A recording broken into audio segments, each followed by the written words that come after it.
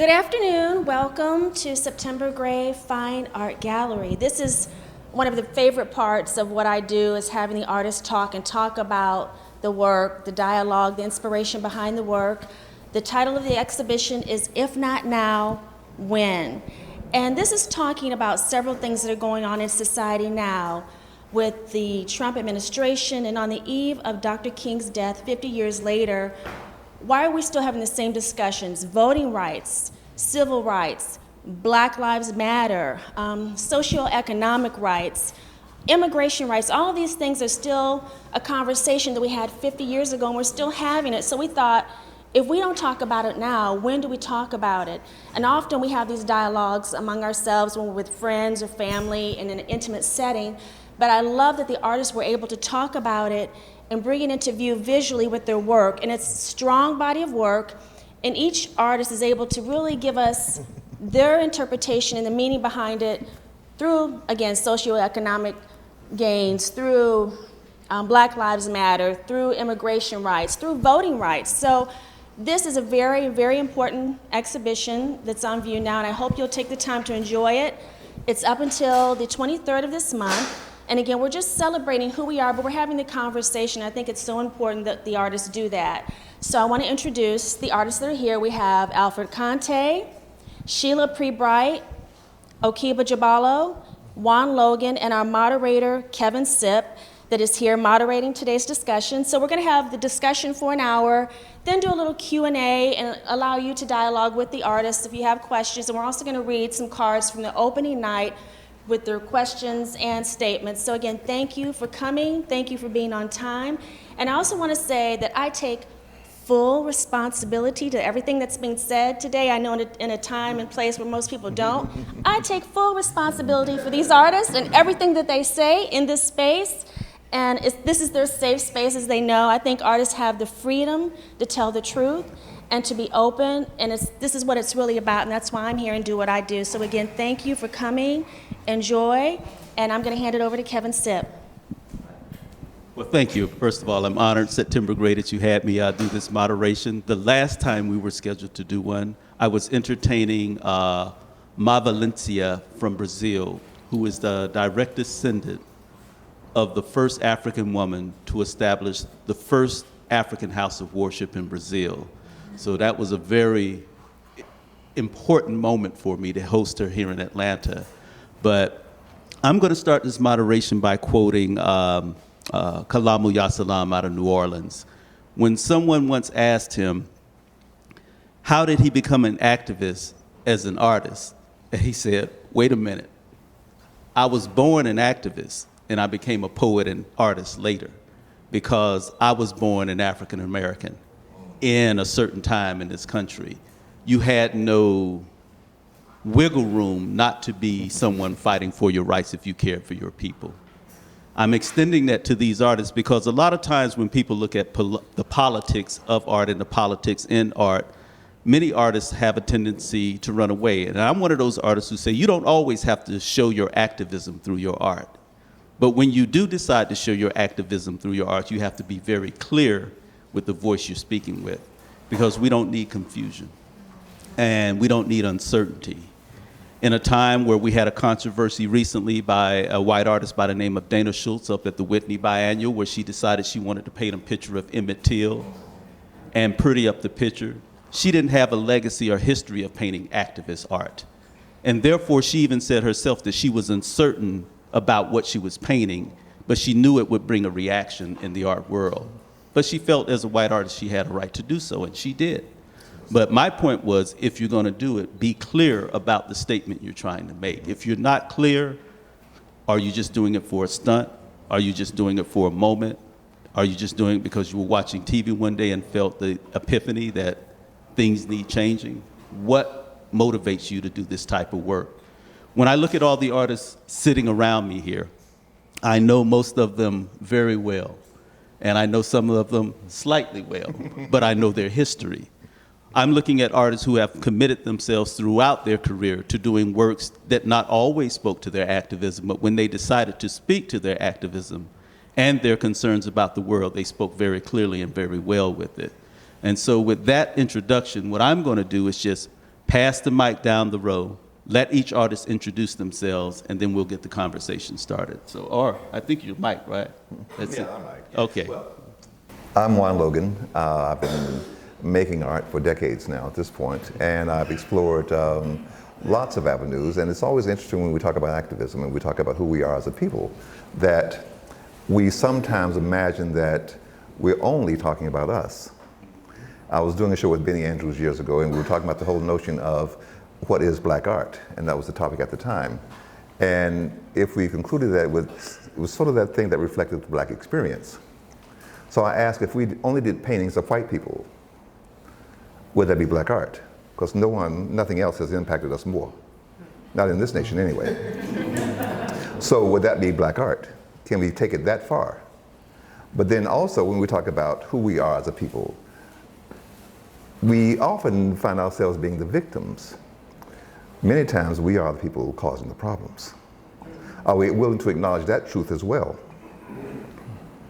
I mean, there's so many ways to approach this, of course, and when we talk about being able to speak honestly and openly about this, we can't do much of anything until we come sort of face to face with our truths.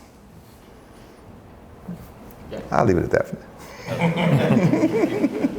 All right, well, my name is Okeeba Jubalo. I'm from Charleston, South Carolina, Geechee blood, and I hold that proudly. You know what I'm saying?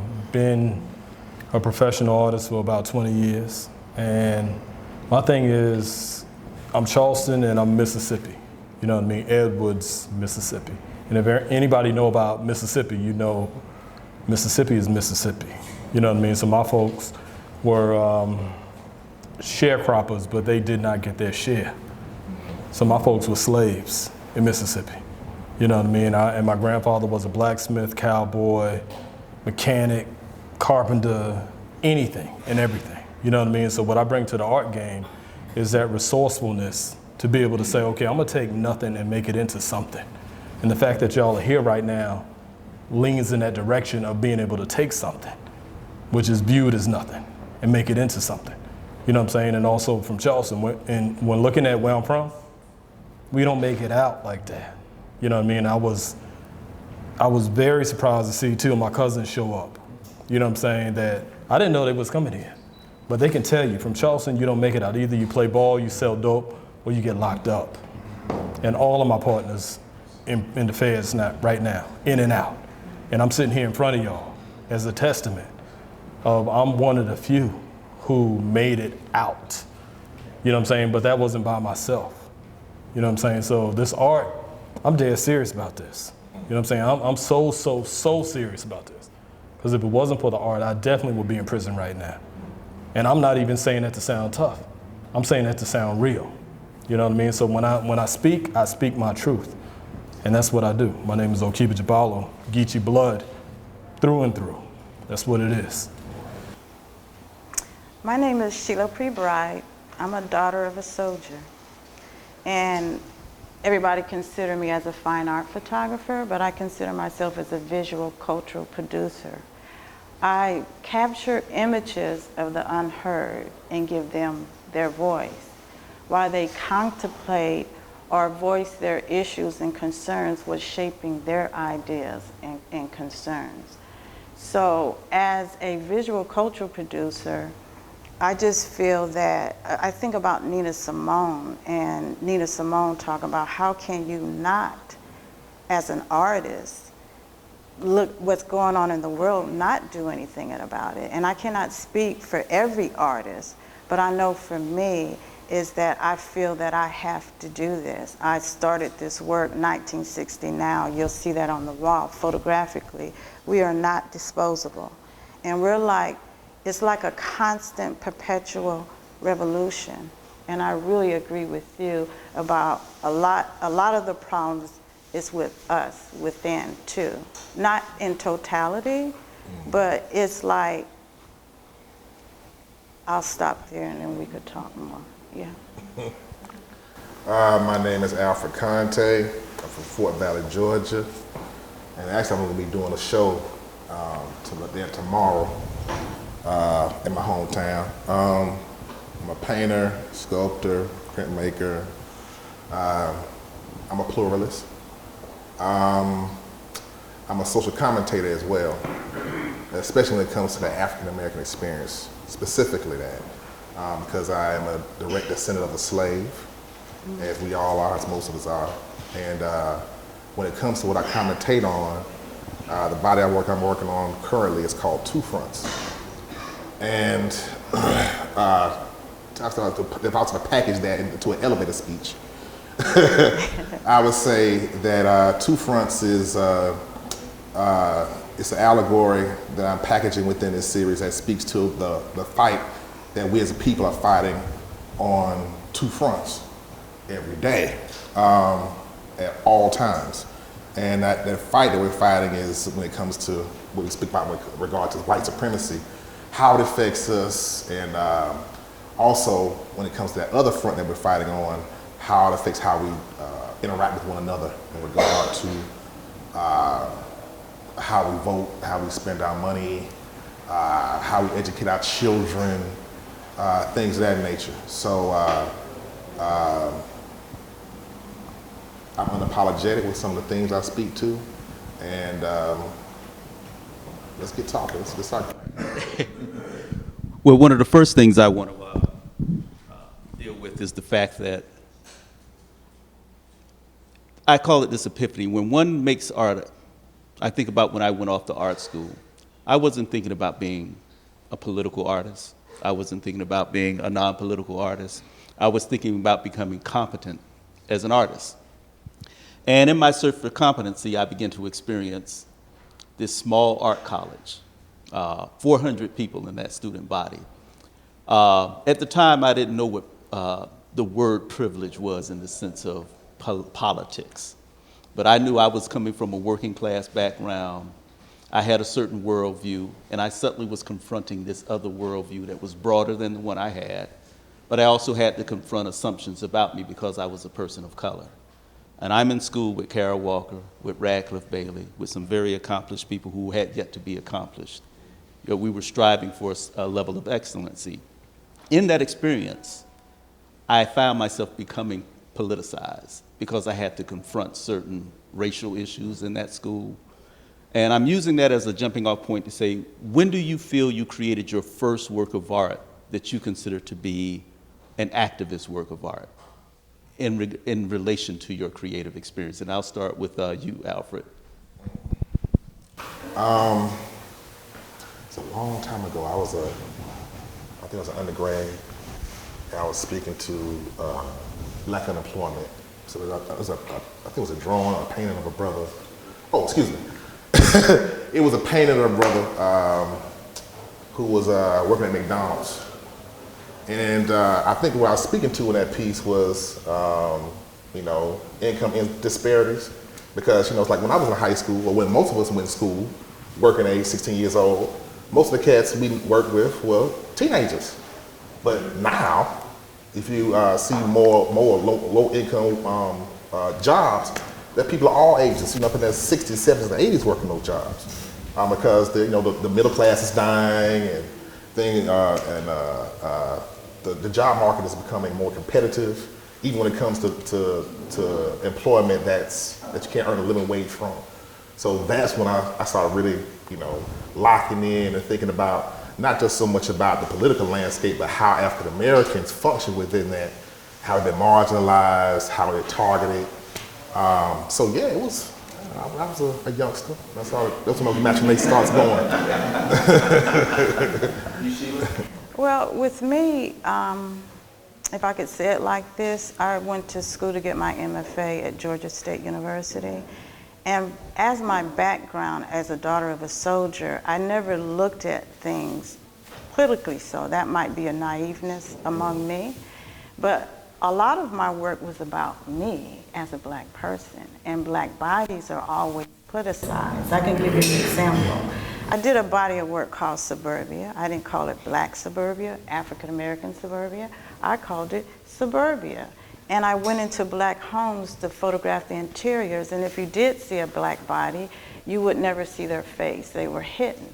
I won a major award with this body of work, and when I I had this, I had curators, editors, publishers from magazines all looked at the work, and you know what they told me?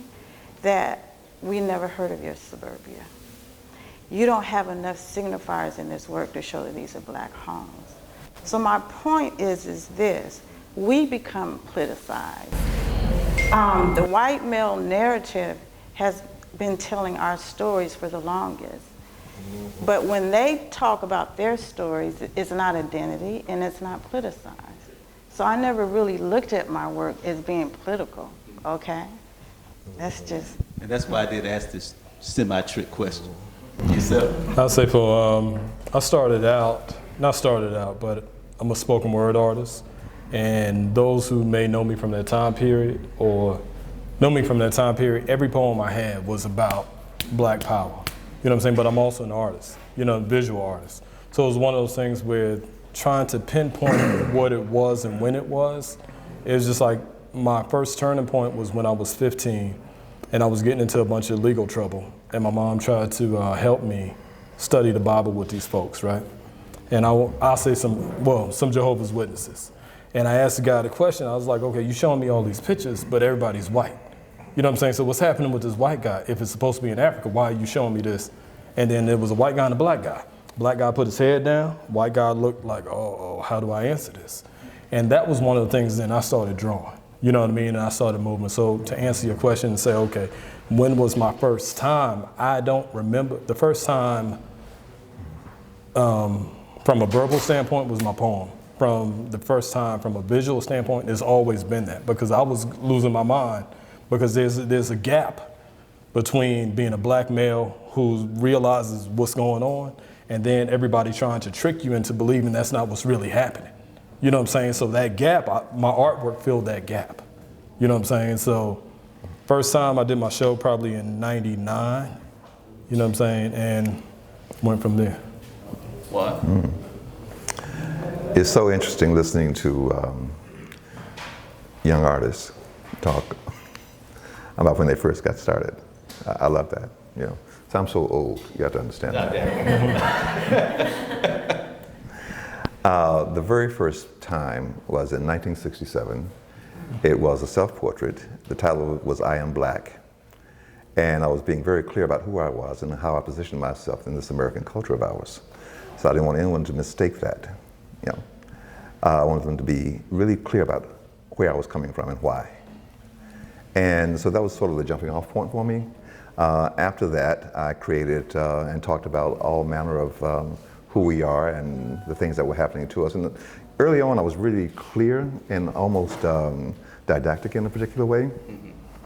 And realized, of course, that while there's a role for that kind of work, it ceases to win favor very quickly because you're preaching, you're teaching, you're doing all those kinds of things, and maybe that should my role should simply be to ask questions. So I became this artist who was far more interested in asking better questions. If you want to deepen your investigation, ask a better question. That's the only way to do it, you know. And it doesn't really matter the discipline. It just doesn't. So in doing that, it allowed me to investigate not only who we were, but who our, at the time, I believe, oppressors were, and those kinds of things. Since that time, I was thinking about a piece that I completed recently that called Costa. I'm not sure if any of you are familiar with Costa paintings from the 17th, 18th century. It was a way of looking at classifications of people, but they talked about them in terms of animals, using animal classifications, if you will. In other words, if you mated a wolf with a fox, the offspring would be this. If you then mated that offspring with something else, the offspring would be that, and on and on and on. And you found that even then, that the lighter the skin color, the more likely they were to succeed economically and socially, and that sort of thing. And the darker, less so, as is often the case now, depending on where you are. It's like looking at Uruguay. In Uruguay, during the 1860s through maybe 1890, they imported about 1 million northern Italians to lighten the nation. They gave them land and money. And they also changed the laws of the land so that there are no black people in Uruguay. Now, they're as black as coal, but there are no black people in Uruguay. Okay? But it's only because of this Northern Italian, Pedro Figari, that we know that there were any black people there at all, because he did about 3,000 paintings while he was living in Paris, 1930s perhaps, that documented candomblé, this dance, and this festival that they had, and that allows us to look at them in a particular way. Saying all that to say that I did these Costa paintings, this is a series called Costa, and I was looking at whiteness, because we think of whiteness, when we say the word, we're thinking of those white chairs, as if white people are indeed white. So I decided to make all of these skin tones, if you will. It was just handmade paper, but I made all this handmade paper out of Confederate flags, because it was about someone's belief system as well, not ours. But I wanted to be subtle about it. And as I move forward in my work, it has become more and more subtle all the time, only because, and this is speaking of activism and how we approach that and where it's sort of coming from, I do that because when we look at racism in America today, it's become a very, very subtle affair. It's no longer clearly in your face all the time in the same way. People manipulate that, they manipulate jobs, your ability to get them, manipulate loans. I was listening to a man talk recently whose wife had passed away, and he decided after his wife had passed away that he would buy a home for he and his daughter. So he applied for a loan. The lender said, in order to get this loan, you have to write an essay and tell us why you need to buy a home to get a loan, which is BS, of course. It just Similar is. to when you had to be able to sign your name right after slavery. Exactly. Yes. And on and on. So I'm simply saying that our desire to talk about activism today has changed so dramatically that if we use only the old tropes to do so, then we can't move it forward, because things have evolved and changed. So how are we talking about it today? It's sort of like talking about slavery and imagine that we're still talking about it 400 years ago in somebody's ship that was not ours to start with. And to use an image that was produced by an artist years ago, when we look at the slave ship years ago and all these people stretched out on that slave ship, an artist produced that. So we're copying another artist's work to make our work. That sounds like BS too. It's not it's not our era. We can comment on it, but do we have to use someone else's images to do it? And then, if we look at slavery today, it's alive and well. So do we talk about it today as it exists today? Because it hasn't gone anywhere. It's still here. We don't have to go back 400 years to imagine what it could have been, should have been. I'm sorry. No, you're good. So, I'm simply saying it's those kinds of things. So to broaden the conversation and talk about activism and where I came from as opposed to where I am today, I'm sort of where I was all those years ago. Yeah. It's just like anything else, it's been refined. Understood.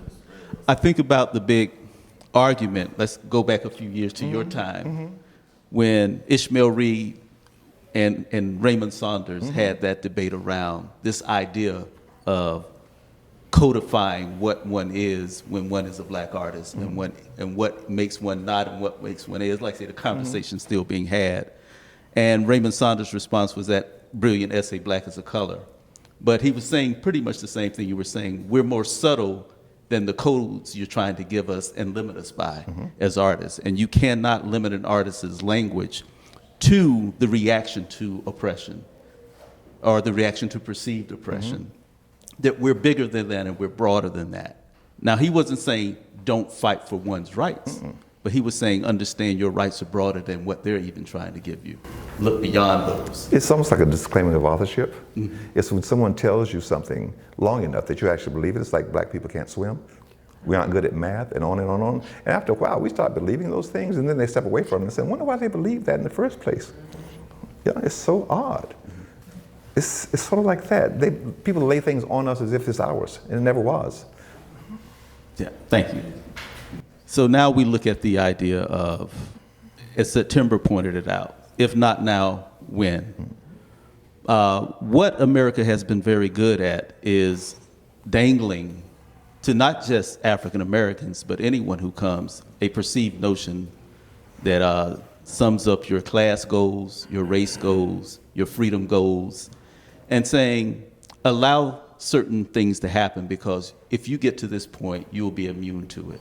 And that's beyond race. this game that's played with capitalism, with classism. Racism becomes assumed in that. When we look at today's era, I have to ask September when you said, we're still talking about this now. But as long as we're fighting over real estate globally, as long as we're fighting over resources globally, and as long as certain people feel they have the privilege and the right to control those things and other people do not, of course it hasn't changed. It's even intensified more because some of those resources are disappearing.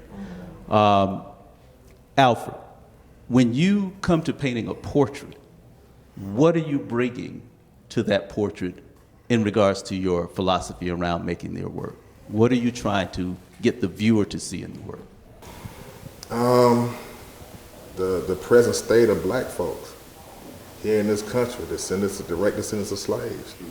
And what makes us separate than any other folks across the diaspora is that, in regard to Caribbeans, and my father's West African, but if he chooses to go home, he can go home. We can't go anywhere.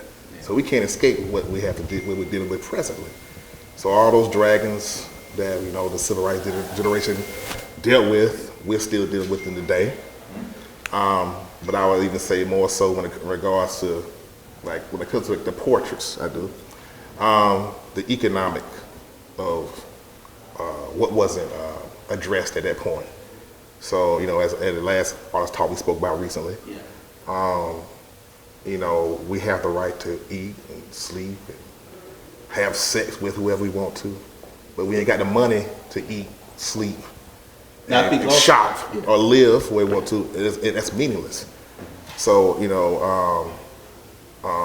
I guess when it comes to who I'm portraying, who I'm putting into these portraits, these are folks who deal with the economic realities that black folks that we look. I grew up middle class, and I think for the longest time I had the blinders on as regard to how the vast majority of black folks were living. And it wasn't until I got to graduate school and I was living on my own and making my own money and having conversations about how folks really were living that I got to understand, outside of what I was reading as well, that there's a reason why we the poorest people in the country and on the planet. Anywhere you go, we the poorest people there is, and that's by design. So when it comes to the people I paint and draw, I felt it was important to me to depict these people because, in my heart, I was like, yes, there's more than enough black artists, betraying this dandyism that everything is all good and fine and we all right. We suited and booted and, we just happen to look good on the wall, that somehow be able to cover or to be able to elevate, the reality of African Americans, but that's not true. As much as I love what Amy Sherrill and Kehinde Wiley, did with regards to painting the president and first lady, when you avert your eyes to the people who look at these portraits, they ain't them. That's aspirationalism. You know what I'm saying? Mm-hmm. It's like somebody saying, if you play basketball, practice every day, and each of your Wheaties, you'll grow to be 6'7" like LeBron James. That's not a reality of the situation. And how do you portray that aesthetically? Because not just doing a portrait, you do things to someone's portrait. Thematically, I incorporate elements of disrepair, erosion, deterioration, decay throughout the work that I do. And that's emblematic of those things I'm speaking to. That's been an aggregation of all this blight we've been dealing with since we've, got off the plantation, since Reconstruction. But with that, if anything that it deteriorates, there is a responsibility to repair, to rebuild. So again, when I go back whose responsibility? Our responsibility first, as a people, because I don't think there's a black person alive on the planet Earth who doesn't know what we have to do, in regards to our politics, in regards to aggregation of resources, aggregating resources of wealth, to be able to empower ourselves, but we still in the same ditch, despite the fact, Malcolm speaking quite clearly about what we need to do, and Franz Fanon and Claude Anderson and Amos Wilson and all these luminaries, it's just the fact that we just haven't taken that step. And I think it's all, I could talk all day about this, but we got aesthetically, aesthetically, there's a state of disrepair that's a common thread throughout my work. Now, Shelia, I remember now, I think we've known each other now going on 24 years. The first time I met you was when I was in Houston, Texas, assisting Radcliffe Bailey on a Project Row House project. And you were photographing in that neighborhood. And you were photographing the people of that neighborhood, from the rappers to the everyday people. So I even saw I won't say the political, I saw you just capturing those around you at that time. What brought you there that day, and how does those works then relate to the work you're doing now? You talking about 24 years ago. You know what? I have done it 360 degrees, actually. I've done it 360 degrees, actually. I mean, it's like I'm back on the ground. With all of my work, even though if you see, I've done work, suburbia, plastic bodies, grills, gold teeth, everything. It all has a common thread to it. And with me, I move by the pulse of what's going on into the contemporary art world. Like Young Americans, at that time, Obama was running for president, and I wanted to know what the young people thought about America. What does it mean to be an American in the 21st century? And I actually included all the diversity of it, because I'm always looking for the universal commonality amongst us all. How can we all move forward? Which led me to another body work called 1960 Who, because I was thinking about how it's going to take really young people to change. It's not the older people, it's the young people. In a way, it's always been. Yeah, and it's always been like that. So I started thinking about the young people that changed the face of the nation during the Civil Rights Movement. I wanted to know who the unknowns were, not the Andrew Youngs, the unknown, because it takes all of us, not just a couple of people. And that's what's going on with which evolved into 1960 now. With the young people, I was in my studio photographing the elders, and Trayvon Martin happened. 3 women, African-American women, 2 queer, started the hashtag Black Lives Matter. And I said to myself, I have to go on the ground. I have to see what's going on. I have to control my narrative, because a lot of the imagery that we see through media is controlled and taken by the white male narrative. And I wanted to show a different side. Even though these are protest images, I look at them portraits, I saw the pain, I saw the love, and I saw the hurt. And I wanted to show a different side of a black male. He's crying. I mean, it's very emotional on the ground. So me as an artist, all throughout my work, I'm trying to show you the universal the humanity of people, even though it's rooted in blackness, okay? Because I know who I am, I'm black, okay?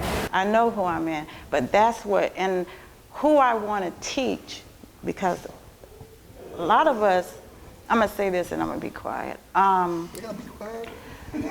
We all, I'm gonna include myself, we all need to take our concepts, our opinions, and dump them in the trash, and dump us in the trash, and then come back. And I don't know if that can happen. So my goal with all of my work is to start teaching the young ones, because we've all been brainwashed. All of us have been brainwashed. Thank you. Okeeba, Yes, sir. what brought you to the material manner in which you create the works? to show your concerns and to show your politics? I mean, when you look at the materials, I use found objects. I use objects that you would normally not use. You know, of course, at a certain stage in your career, you can always go to an art supply store to get this, to get that, to get this. But like I said, like my foundation is in Edwards, Mississippi, Charleston, South Carolina. You know what I mean? So when you look at resources that were available, you know what I mean? Also, you look at my skin tone, I ain't passed the brown paper bag test. You know what I'm saying? I ain't passed that test. And there's certain things that come along with that. There's some good things and some bad things. You know what I'm saying? Or some not so good things. So material-wise, what I look at are things that you would normally pass by.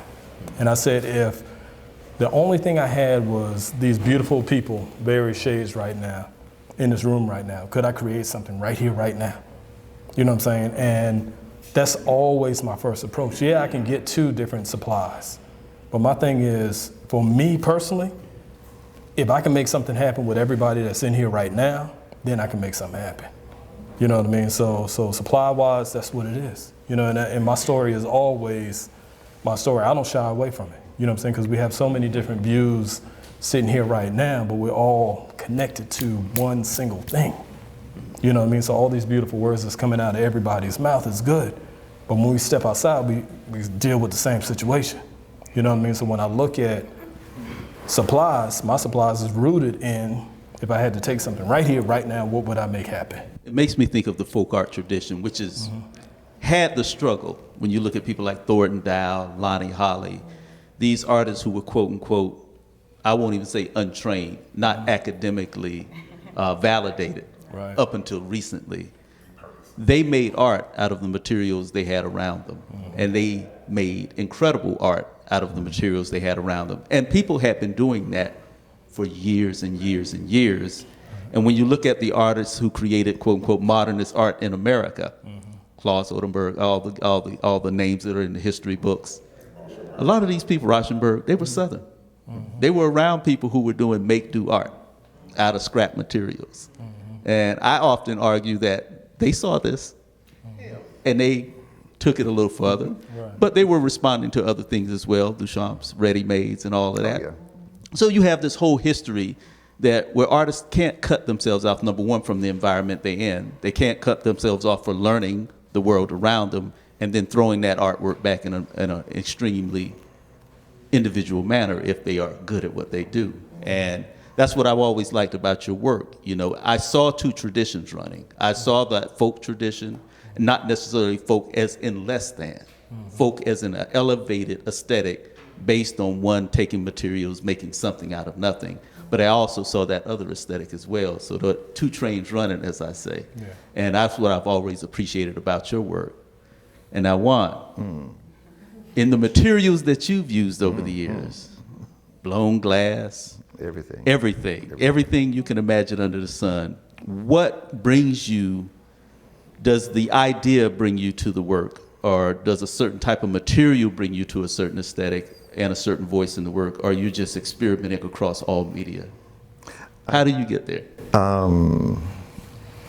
Currently I'm doing a lot of painting and drawing. I'm also working on a sculpture project, really large-scale sculptures that we've been working on for the last 7.5 years or so now. I think it's really about the materials leading to, back up, it's the idea that requires certain materials. Okeeba was talking about Charleston. We did a really massive project at the Gibbs Museum 10 years ago, where we looked at, the Gibbs Museum provided us with access to their collection. And so in going through the collection, we had the opportunity to look at everything they had acquired over the last 150 years or so at that point. So we asked the docents and other museum supporters to help us create this one part of that exhibition, which were, there are 10,040-some pieces in their collection. So we actually had them put together these 10,000 plus small boxes, yay big. They were made a platform for all these boxes to rest on, but that also allowed us to show the black elements that were a part of that collection. And there were only, at the time, I think there were maybe 40 out of 10,000, 40 pieces over the last 150 years. And then one was shrouded in this little gauzy sort of cover because it came into the collections back in the 40s, but by mistake. They didn't know it was produced by an African-American artist. But saying that, and then we looked at the portraits, and we looked at gender, we looked at sexuality, we looked at role playing, we looked at lots of things that were taking place, all the things that were taking place in Charleston, and exploring its 150-year-old history at that time as it relates to the arts. So I think when we talk about how it was all required materials for that, it required all the miniatures to be produced, and I can't think of how many were actually produced, gobs of them.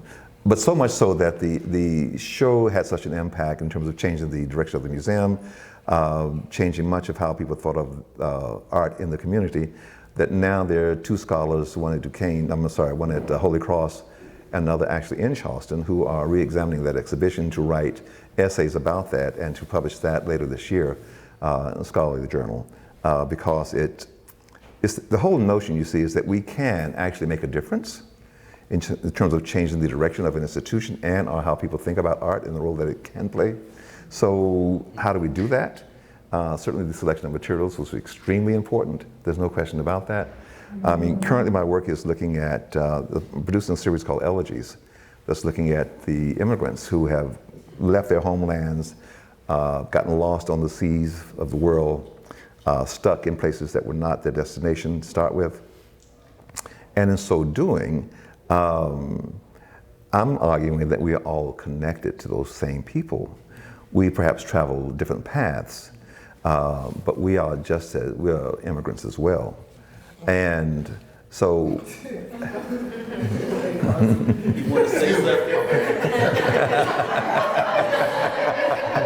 Do you wish? some by choice, others by force. Yeah. You know, I was thinking as you were talking, though, it was really interesting because I was listening to Mark Bradford talk about who we are today, and he was saying, Mark Bradford. They know who he is. He's an artist. Mark Bradford's a wonderful artist, abstractionist, and that's another place we need to travel today, only because we think of our art as being purely figurative, and it never has been, never will be, because when we look at Africa, it was never always figurative. Yeah. I mean, that's the last thing it was. But beyond that, Mark Bradford was talking about climbing a mountain. He says, so when I climb that mountain and I come back and I paint about it, is that a black experience? Or human experience? I'll just say human experience. Is it somehow different because I'm black? And when I fail, does it somehow hurt differently because I'm black? Because I fell on that ice? And on and on and on. The point being is that we spend so much time interpreting and reinterpreting, you know, this whole issue of blackness as opposed to our human existence. And we're just human beings. Well, at the end of the day. Yeah. But I do we think are. I'm not dismissing blackness. No, I understand what you're everything saying. that we are is that too. We are. There's no question about that. Everything that we are is that, you know? But the what I call the hangover of the American experience is having to deal with that reaction.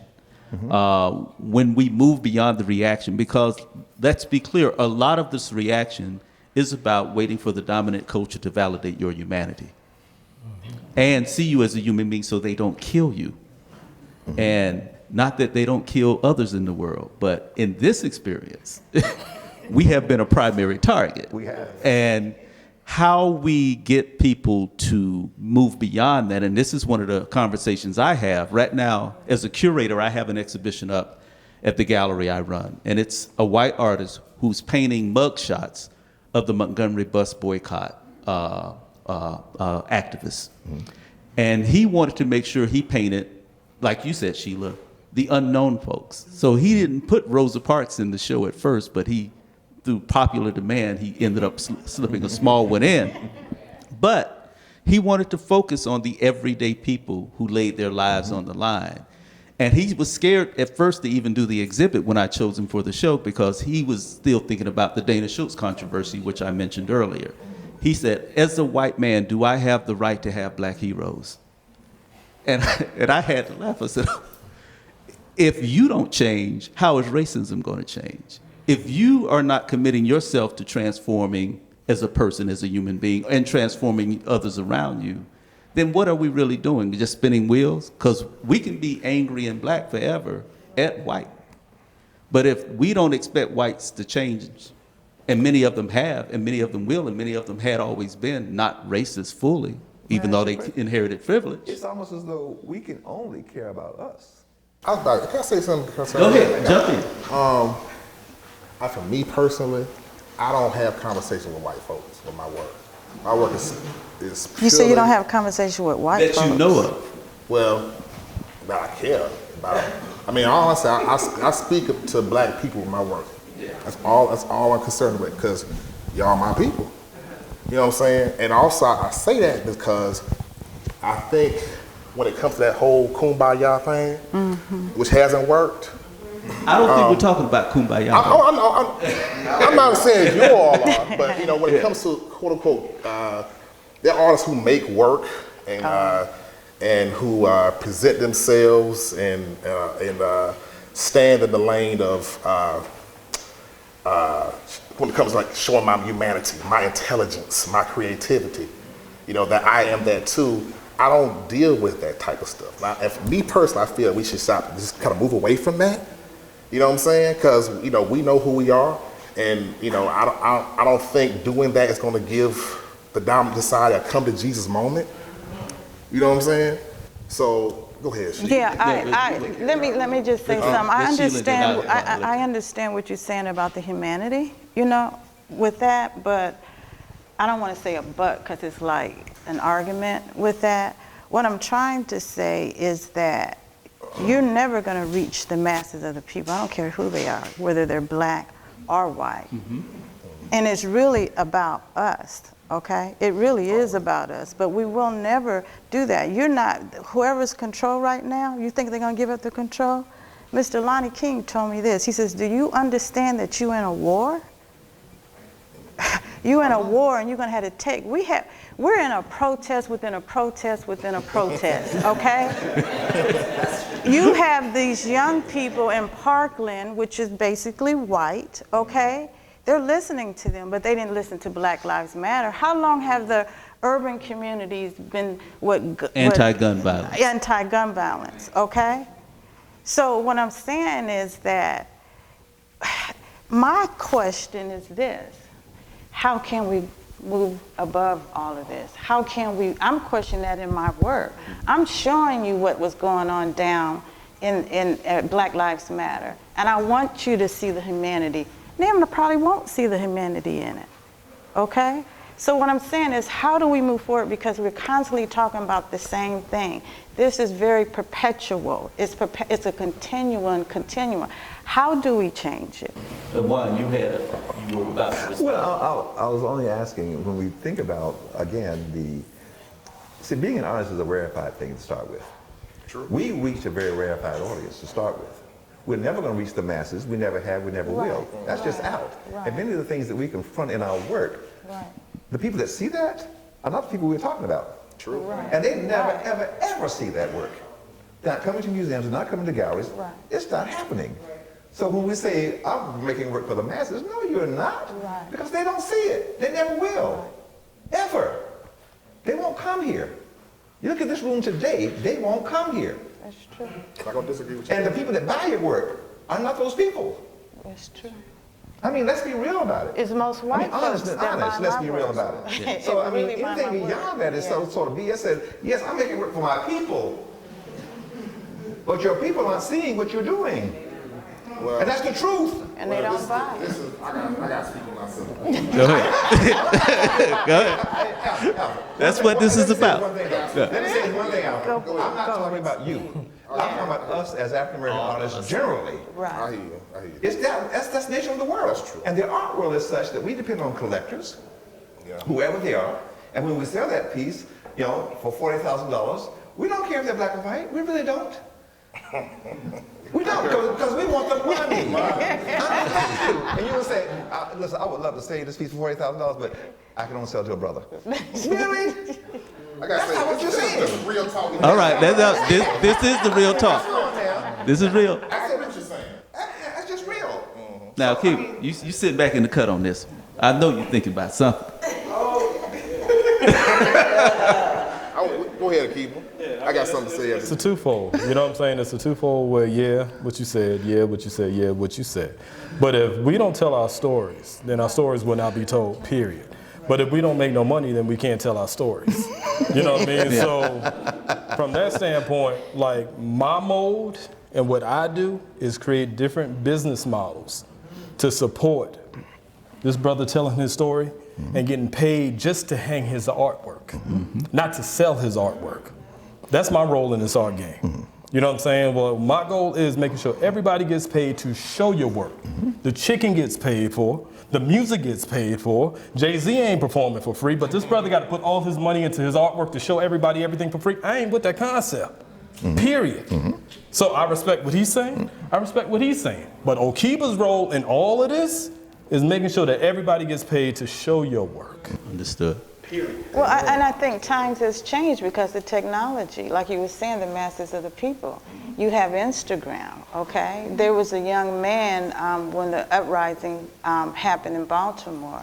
He went to he's African American, young, 28. He went to the local newspapers in Baltimore and say, will you show this? They said no, so you know what he did? He curated it on Instagram. And reached a wide audience. And what happened was the photo editor, one of the photo editors from Time magazine saw the work and he's on the front cover, his image is on the front cover and he's totally blown up. So technology is a way for us too to control our narratives and put it out. It's just like citizen journalism. When all the stuff that was going on with Black Lives Matter, everybody had their phones. But what was interesting about this last conversation we had was that bringing up this idea of how the economy of the art world has also pushed a certain narrative onto artists.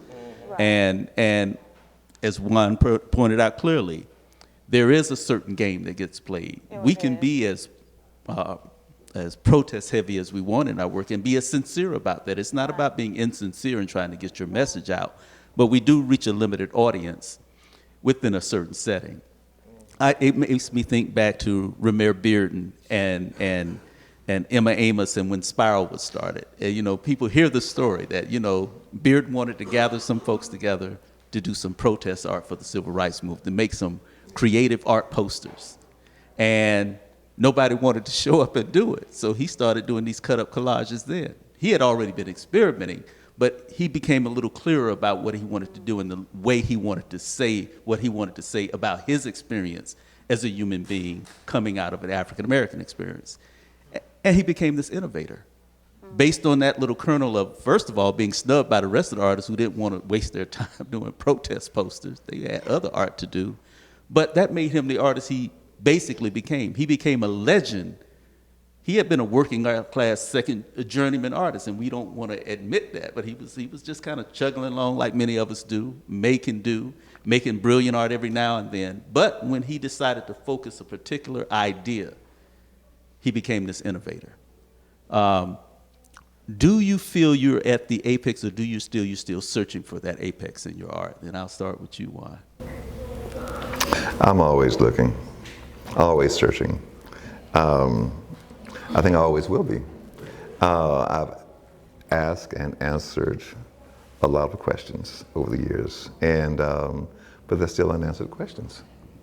So while I'm pleased with where I am in terms of the work I'm producing and that sort of thing, my brother asked me many, many years ago, how you know when you're successful? And I said, well, it's never going to be about my ability to make money. You can sell anything and make money. But it's going to be by my ability to produce good work consistently. And that's when I know I'm successful. But I'm not doing it for the money, and I'm only not doing it for my people. I'm doing it for me. In terms of when I'm in my studio working, I'm in my studio working. I want to make the best work I can make for me before it goes out to my people and anybody else who's going to see that work. I want to be good for me, as good as I can be. So it's just a personal thing, you know. So. For me personally, when I look at success, I view my success will work itself out. You know what I'm saying? But what I look at is when black artists in Atlanta of color are getting paid to show their work. You know what I'm saying? Before even showing up, you got a check. That's when I'm successful. So that's my campaign. My campaign, anybody who's known me for the last 20 years, I've been standing on the same campaign. Period. So my success, my work gonna be where it's gonna be where it's supposed to be. But when every black artist, professional artist in Atlanta that's doing their thing, getting a check just to show up, that's when you know Okeeba did his thing, period. I just want to say that I've been kind of fortunate in my career, and I look at success a little bit different. I look at it because I feel that I'm a vessel and a voice for the people. But I have been fortunate enough that I've done very well in my career with that. But that's how I look at it. I mean, because if I really want to sell a lot of work, then I wouldn't be doing the work that I'm doing, just to sell it. About that. Yeah. I was about to say amen and hallelujah. I feel exactly what you're saying. But I guess for me, I'm an explorer. Yeah. You know, my work and, you know, has taken many, on many looks and gone through many iterations over the course of time. Man, I don't think I'll ever catch that carrot. You know, as much as again, when it comes to personal satisfaction, you know, regardless of whatever else is in the ether or whatever is surrounding me in regards to money and shows and visibility, I have to be satisfied first. First, you know, and that's the itch I will always continue to scratch. Yeah. You know what I'm saying? And that's what it's definitely about. I want to open it up to the audience now. Does anyone in the audience have a question? And if you want, you can speak loudly or step up to the mic, as we say. So anyone have a question? I'll start with Charlie, and then I'll go to you, ma'am. I want to address the audience really talking to my man here. I had a student ask me a couple months ago, and I really admired the question.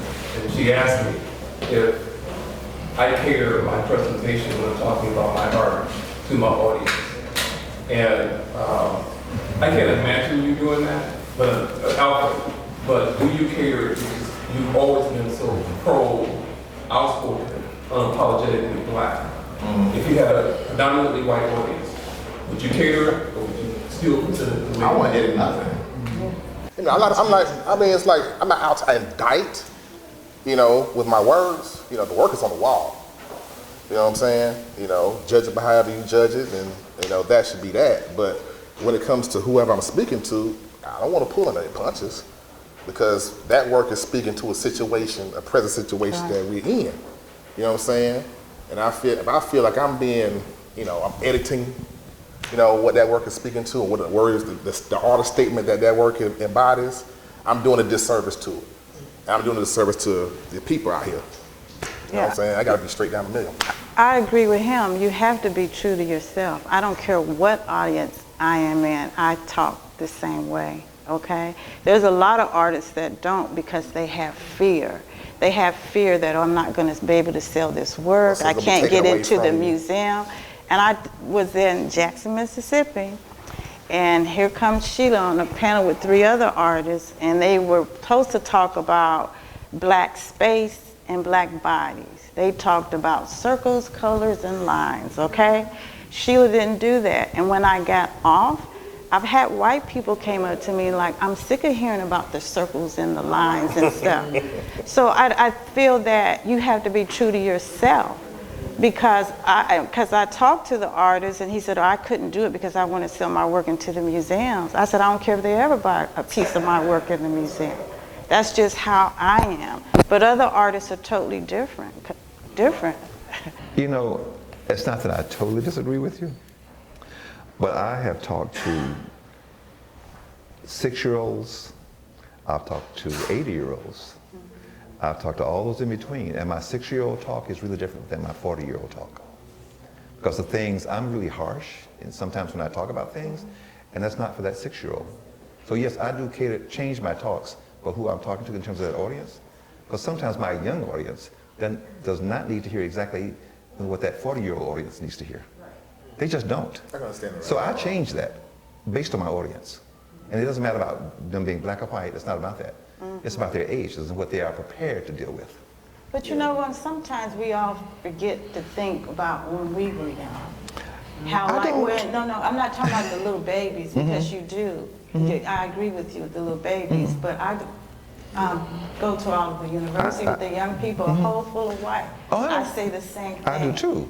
And I don't cater that, but with the young kids, you do have to change that. I know. A little bit.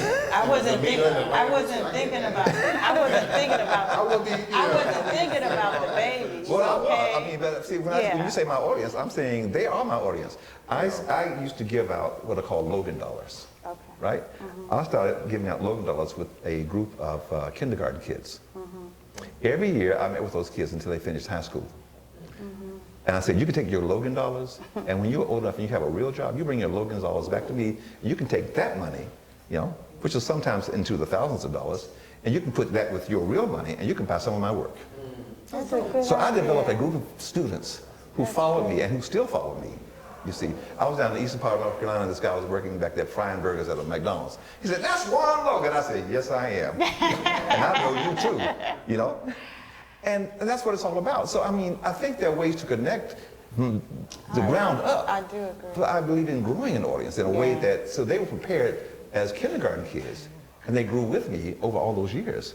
So by the time they finished, they were hearing a very different Juan Logan. No, I agree. So They grew with you. they grew with me.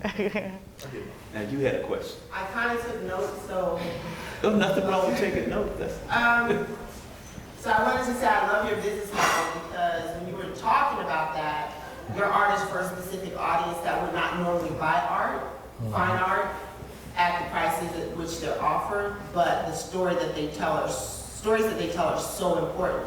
So to have a model to say, my audience might not buy art, but they need to hear these stories. Because then you put them in a position, artists in a position to share their stories, Black artists in a position to share their stories, and then, the refined, fill in the blank person would buy the art. But at the same time, you're serving your primary audience. So I think that's a wonderful business model. And I want to say before you move on to your next one, I mean, Afro did that. They were creating their work. Absolutely. They also said, you know what, we're going to turn these works into posters and sell them cheaply for the people, so that our people can get these works in their hands. So that model is good. There are some there's some artists that do it. And it didn't devalue the work because the originals were still there. But it was, so you have a product, but keep going. The next one. Okay, so I wanted to, two more things I wanted to say. I feel like, I can't remember who spoke of it, but I heard something that triggered me, and that was we're all human beings. So when we say things like that, we disregard a person's experience and I'm just telling you. Yeah, okay. We disregard a person's experience and how they see the world. So how I see that is going to be different from how someone else sees it. Absolutely. And I also think that I feel like this is just my point of view, I feel like trying to make things universal is erasure of some sort, and it also absolves the oppressor for their oppression.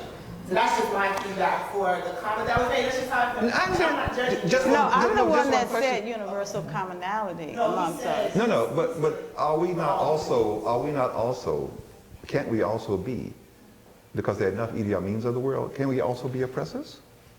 Oh, absolutely. I'm not So, saying that. when you talk about the oppressor, though, I'm sort of taking them all into account.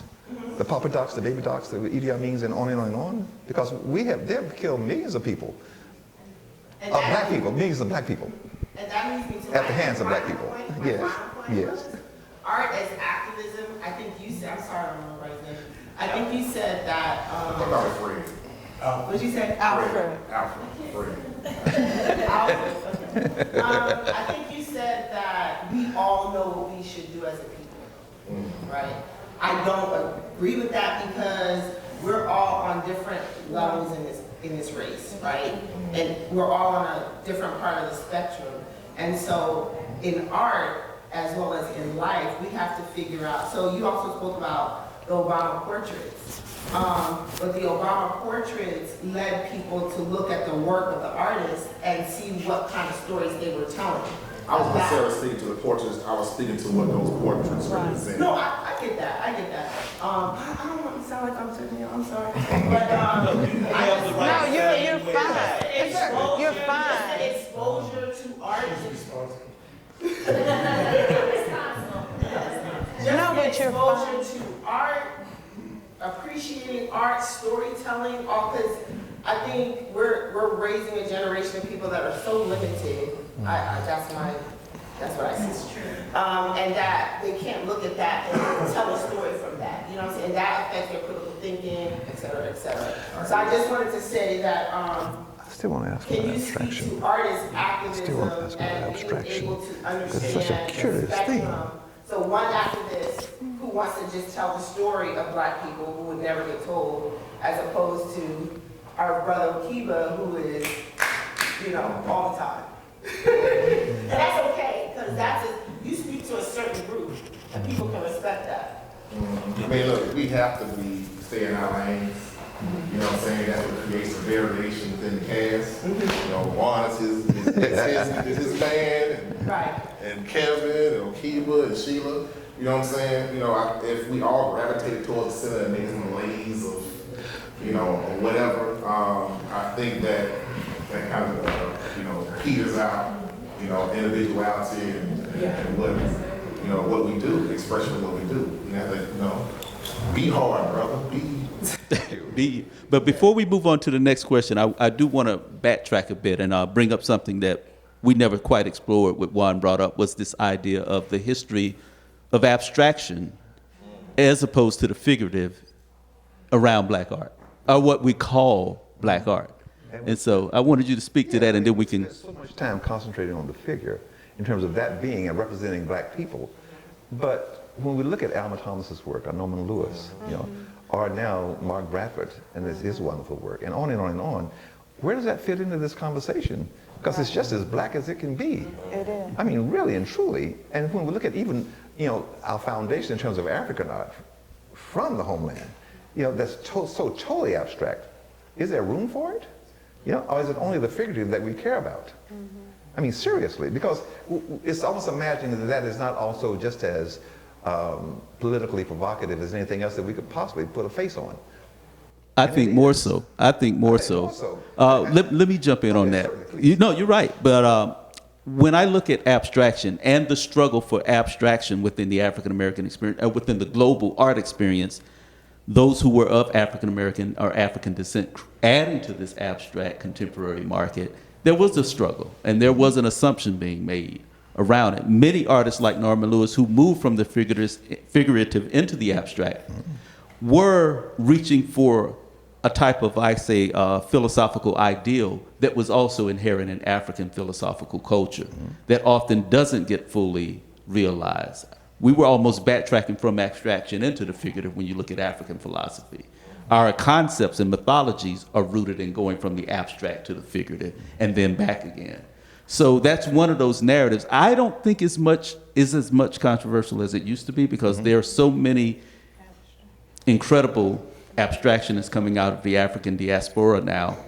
And we have a foundation of artists like Alma Thomas, like Norman Lewis. And your work is quite... And kind of realists coming out of West Africa right Yeah, so I mean, you have the whole plethora of it. I think it often gets talked about because we often talk about the impact and what's being done physically to the Black body, that we often focus on it in these narratives. But I don't think in the art world, I don't think we just focus on that. It's all I listen to a Love Supreme. You ever listen to a Love Supreme? Yeah. You ever listen to that? You ever listen to Thelonious Monk? Yeah. I mean, talk about abstraction. Improvisation. Yeah, I know. I mean, but if you go down that path, you almost immediately have to say, oh, this is going to take in a whole bunch of other stuff beyond R&B. Yeah. I mean, seriously. You know? Now you have it. And then I'll jump back in. First, I just wanted to commend the artists. I really enjoyed the show, and it has a lot of depth, a lot of critical thought. I've worked with Shelia, and most of our Do a disclaimer. experiences have really been away from Atlanta. So now that I'm back in Atlanta and I'm amongst this community, I'm really thinking about the value of art here, and our historical collectives and narratives really live in the words, because Martin Luther King said that artists are the gatekeepers to the truth. So I would like to ask you, what's your vision in 2019 when we really think honestly about Atlanta and creating the collector here? because I see a lot of escapism culture in Atlanta, and I'm not judging anyone, but people will walk into the gallery where our histories are here, and $5,000 is too expensive for a piece. But Lenox Mall is popping every day. Right. And I'm not trying to project on what people's priorities are. But I do want to hear from the art community about what the vision of Atlanta needs to be, especially in a place where we have the National Black Arts Festival, who's been around for years. When we have this gallery here, I'm sure B.B. King. We got all these different artists. Shelia is top 30 to watch by the creative director of the Aperture Foundation right now. She's sitting here with Alfred and Okeeba and Mr. Logan here. This is a collective history that to me should be in the High Museum as much as it should be here. So what does it look like? Well, B.B. King said years ago, and I'm sure he meant well. He said, if I had to depend on black folks to make a living, I would have died a long time ago. We are not always supportive of us. We simply are not. And we'll do dance, we'll do music, all manner of concerts, We'll do really great cars. But when it comes to visual art, and we say, now, this piece is only gonna cost $40,000.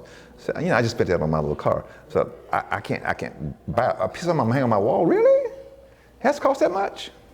But with all these tools, we have Instagram now. We have ways to merchandise differently. Do we have to depend on the institution? Do we have to depend on? There's still the canon. We have an answer in the back, or? Well, it's there. It's sort of interesting. I would like to sort of interject and help, and maybe you guys talked about this a little bit more, but I kind of think I understand a little bit about why the price tags are the way they are in the sense of visual art and fine art. But I'd like to hear about the comments that you all have about the economy of art and how we're navigating around that as it relates to concentrate wealth. I just want to open it up a bit. Well, I was going to definitely jump in on that. Yeah, but I think there's something that we tend to sort of miss, and then the other piece of it I would like to comment on is that being an interdisciplinary artist and understanding culture and how culture is represented in music, dance, words, that's a lot of things, right? So we always abstract, we take out the visual art, the fine art that does the consumer the most good on their walls and their institutions. Appreciating over time, there's been a value system around it, right? But that person may not be able to take that dancer and do the same thing, right? You've got to hold that dancer in a different type of way in order to be able to abstract a certain amount of wealth over time.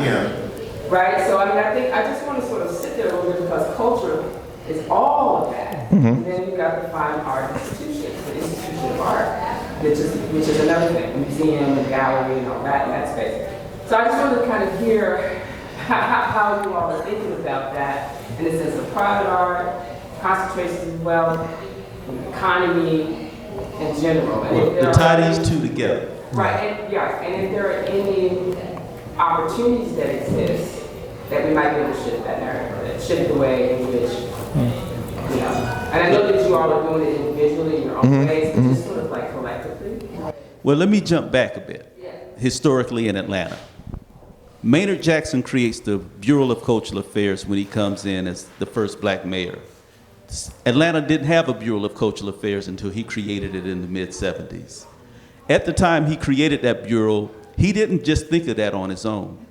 He was coming out of a time period of black activism, black power movements in the 60s, new economy ideas, and a well-educated, maybe first or second generation college professors, doctors, lawyers, you name it, some getting on Wall Street. Black wealth was coming into its own. What he had around him were African Americans who understood, and Africans who understood the power of putting value on one's culture. You had people like Dr. Richard Long, Dr. O.T. Hammonds. You had many African American women librarians who are nameless and who should be named, who were giving black artists exhibitions when institutions would not. You had this groundswell of people understanding that the visual arts were part of giving value to our culture, because they had also studied that many people over time in history put their value in their visual objects, and that those visual objects grew in value over time. People were putting money in art just like they were putting money in stocks and bonds, and often the art would grow better. But I know, but I'm just saying, just giving you a grounding. But you had people who were being trained up to be art patrons. Somewhere along the line, that disconnect took place where we began to put value in other things again that were disposable and not things that could appreciate in value over time, like visual arts. And so you had that going on. So disposable economies became our focus. Pop culture economies became our focus. We didn't focus on collecting visual art like we were actually coming to our own to do in the 70s and 80s and 90s, where we had collectors like the Evans collection in Savannah, Richard Long's collection here, Dr. Hammond's collection at the Hammond's house. You had a whole generation of African American art collectors who are now in their 70s and 80s and 90s, and they're passing away. Did their kids learn to collect like that, or did they buy the cars and the shoes and say, I'm going to sell off mama's art when it... That break, there are black gals that are no longer here because that was their base. Yeah. You know what I'm saying? And because models change, they fade out of existence. But I heard the sister say, we have the internet and we have all these other tools. But they weren't trained to be collectors. Which is very helpful. So the internet, the way that I understand it, I've seen, you can access the world of it. But there's an institution around, building wealth of art that sometimes upheld by the internet, but for the most part, it's a methodology. I understand exactly what you're talking about. Yes. So, there's curators, there's writers, there's institution board members, there's all these people in this chain that work in tandem to elevate and raise value of artists. There's somebody who wants to give money to an institution so their name can be put on the room. Right. I think Janelle wants to say it. We're going to get to it. It relates to this. Okay, go ahead, please. But my question for all of it, right, is there are a few children in this, but where are the rest? So we're talking about building generational wealth and relationships in art, but outside of the art world, there is no system that supports connecting people of color, young people of color, to visual art. So in some ways, the communities that you're speaking to or that we're talking about have no intimate relationship with the work at all. So even you have to look outside of this framework. We can create opportunities for artists to show and to be paid to show, but if people aren't coming because they don't have that practice, and the artwork that they do learn about has nothing to do with anybody of color, really, then it won't happen, right? This becomes this this prepared almost kind of, it's not extinction, but this clear distinction or distance between the work. So I think it's a great conversation to have here, but it has to exist outside of this space and bring all those folks to the table. It's a big conversation. Yes, sir.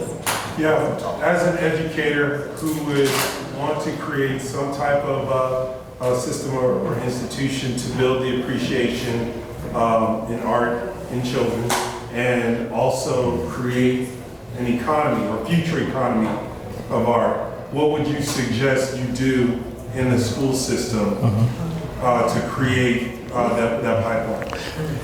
I can say, I'm going to address a few things all at the same time. One thing is the business model. When we look at the business model of fine art, it hasn't moved in the last 100 years. So let's keep that all the way real. It has not moved at all. You know what I mean? So when you look at that business model, the business model does not work in comparison to right now. That one phone right there is going live. We got phones all throughout all of this, but nobody's going live. So that's a part of the problem. So what you do is you create a new business model. You know what I'm saying? And that business model, as far as paying people to show their work, that's a part of it. You know what I'm saying? The other part of it is saying, okay, you got Jay-Z, you got Swiss Beats, you got these other characters supporting black art. but they're supporting black art that's already there. You know what I'm saying? There. You know what I mean? So when we look at how do we go ahead and create a new business model, everybody up here is already there. So what happens when we go ahead and put it in this bubble of Atlanta and say Jeezy, T.I., you know what I'm saying, Dro, Hoodrich, Pablo, this, that, and the third, we have to speak their language. So when you look at the collectors, like an established collector like James Jackson over there, you connect him with the aspiring collector, and then you celebrate that aspiring collector. You put him on a magazine, you put him here, him and her, you put them in these different places because that's the language they understand. You know what I'm saying? So when you have that body of people who are moving in this digital space, you have to meet them where they are. The art industry hasn't done that, has not done that. So as far as what Okeeba does, Okeeba understands what this is, so I'm saying, okay, I'm gonna meet you where you are. You know what I'm saying? I'm gonna meet you where you are, and at the same time, I'm gonna connect you with who was there. So once I do that connection, then getting paid to show your work makes sense. Then when you say, okay, brothers spend $10,000 on some wheels. Why not $10,000 on some wheels? Borgianos, Boston's, whatever. You spend 10 grand on some wheels. So maybe we need to meet these brothers where they are and do a limited edition wheel set with Boston. Maybe. And then from there, I'm saying, because otherwise we're gonna fade out. We can sit here with all this elevated talk until we blue in the face, but guess what? You're gonna fade out, period. And either you evolve or dissolve. But you have allies amongst all our intersections. For example, Keisha Lance Bottoms, I don't know this for sure, but I was told that there is some funding for the art community. Yes. Then I heard noise that the people that were there But who's gonna get it? represented the art community. Now, Right. I don't know how true that. I don't know how true this is. Right. So this is see the thing with me is it's like I hear all this clique talk. All these people over here talking, people over here talking, folks over there talking, and ain't nobody talking to each other. So when I said vision, what's the vision for the collective? We are in it. Everybody's watching Atlanta. Everybody's looking at Atlanta on Fox. Everybody's watching Atlanta. We've had an art community here for I don't know how long. And most of the Atlanta artists are just now getting visibility. We don't have but one representative at the Falcon Stadium. Right. All the artists here in Atlanta. So like, where are we not communicating? Where's the discourse lack? We know the problem. But who are we needing to talk to? I'm gonna take my notes out and write it down. Well, I can't speak to Atlanta, but you do know that more and more major galleries globally use the internet to market. Right. They simply do. You know, so it's not as though they're not aware of the internet, they're not using the internet. You know, so many of those major galleries have even gotten rid of their boxes. And it's so totally internet. So it's not as though that's not happening. That is occurring daily, more and more and more. The gentleman who asked the questions about what can we do about our youth and so on and so forth, if we don't include them, you look around this room, and I'm saying, where are the young people? Where are those children? I mean, maybe none of you have children, you know, and maybe you don't take them to galleries and museums and so on and so forth on a regular basis, so they can become informed as well. If you enjoy it, why shouldn't they? You know, and if you don't know, you know, then you can't pass it on, so why don't you learn together? I mean, how else are you going to do it? You know, I mean, the only way to include them in what you're talking about is to include them in what you're talking about. I want to piggyback on what he said. I'm glad you said that, because when it comes to what most parents teach children, when it comes to finance, education, you know, you want your kids in the room, but when it comes to this, you're 100% right. There are many children present. And, you know, children do gravitate to what they're, you know, those jokes are at home. Right. But it comes down to, do you value it? That's what the question you would ask parents. How do you value visual arts? You brought up the National Black Arts Festival. The National Black Arts Festival has been shaky over the last few years. Few years when it comes to visual arts. Let's be clear. It's very, you said it. You can go and get instant gratification from a concert. You will pay to go to a concert. You will pay to go to a dance performance. Sometimes you will pay to go look at art at the High Museum. But if the gallery charged you to come and look at its art, that's free. There's a certain model and a certain idea around it. Now, on top of all that, at one point this year, the NBF said they were going to do an arts event at Piedmont Park. That's been canceled. Why? They probably realized they couldn't find a way to monetize it. So that old model is killing it. But at the end of the day, I think it's about growing the patrons again. Like you say, educating generations on the fact that not only is this something you enjoy, because many people do enjoy it, but there is value in enjoying this as well, and we just have disconnected. And may I say, for all those who collect art in this room, how many of you have included your children in the process of collecting art? So that when you're looking, they're looking too. You know, I mean, because they're going to live with it. And they'll likely assume ownership of it at some point in time if you pass it down. You know, so why shouldn't they know what they have? Why it's of value? If it is of value, maybe it's not a value at all. Maybe it's just a good piece. You know, that will never attain any real value, but it's all in the aesthetics, and that's okay. And then I'm gonna jump into curriculum, and then I'm gonna get another question. Let me jump into curriculum. Let's just comment real quick on the Jay-Z collection piece. It's really important. I mean, I made clothes for all those folks before they were famous, okay? Before they started making millions. And they were not collecting art when they were taught. I'm just saying. I mean, if they were, it was not the kind of art they're collecting now. And I just want, I mean, it's a question of affordability. Sure, we go to art museums, but, you know, you're talking about the ability to be able to pay. I mean, friends of mine that were making art, and I mean, shit, I got some stuff we did early. You know, we just gave it. Because we were working around some areas together. We just gave it to me. I was blessed to have it. I'm still looking for some of that stuff.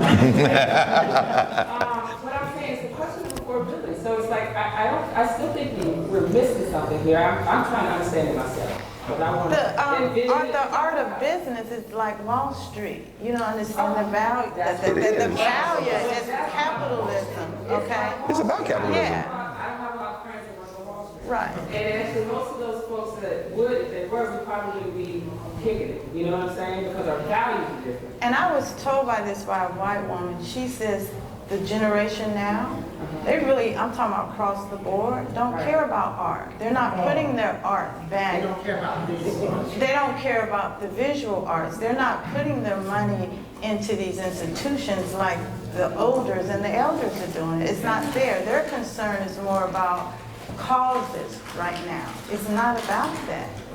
But there's also this question of like the ability to be able to do it at the level of what you're talking about. The point I was trying to make in the beginning is that those folks who were collecting, mentioned Jay-Z, the T.I., they came into a certain awareness and an ability to be an investor in collecting. Well, you need to, you know, I don't know who's consulting them, but there's somebody consulting them. I can give you an example. Elton John wanted to buy some of my work, the Gold Rush, the gold teeth.